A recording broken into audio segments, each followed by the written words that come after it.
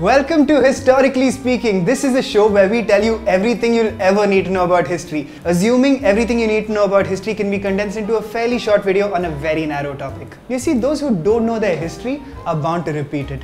But of course, they also say that those who don't know their history are bound to repeat it. But to those guys, I say, those who...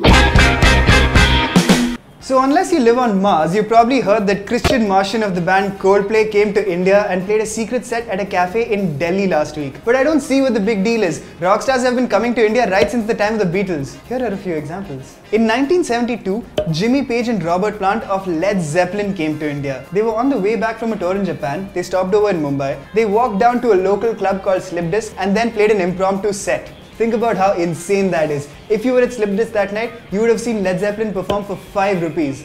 Of course, that's still $5 more than you paid to pirate the entire Led Zeppelin discography. Stairway to Heaven is such a great song, no? Here's a picture of Jimmy Page in India with a monkey. And here's a picture of Robert Plant in India with a camel. I don't know why they hung out so much with Indian animals, but they also hung out with Indian musicians and recorded some music with them. Check out the links in the description. Of course, none of this explains why a year later they recorded a song called Kashmir in Morocco.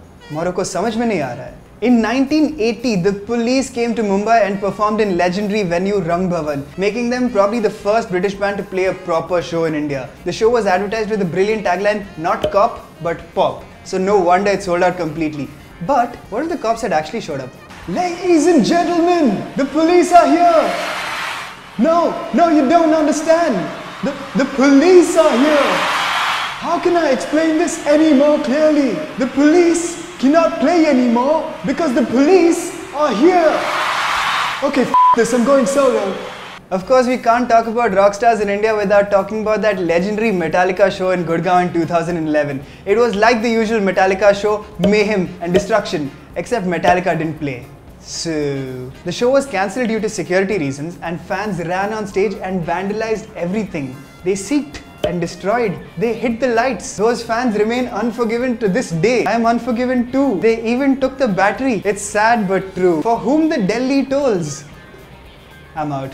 A couple of days later, Metallica played a show in Bangalore that went off without a hitch. So, you know, Gurgaon. And speaking of disasters, a pre-fame Mumford & Sons came to India in December 2009. They played some pretty great shows in Bombay and Pune, and they even shot a video in Goa. But they still say they've had some of the worst experiences of their career in India. While they were playing in Kolkata, apparently a woman was screaming at them the entire time to go home. I guess it never works out when British people come to East India.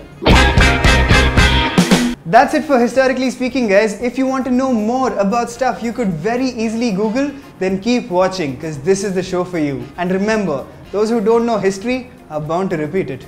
Have I said that before? Hello, it's me, British rock star Jimmy Page, guitarist of Led Zeppelin.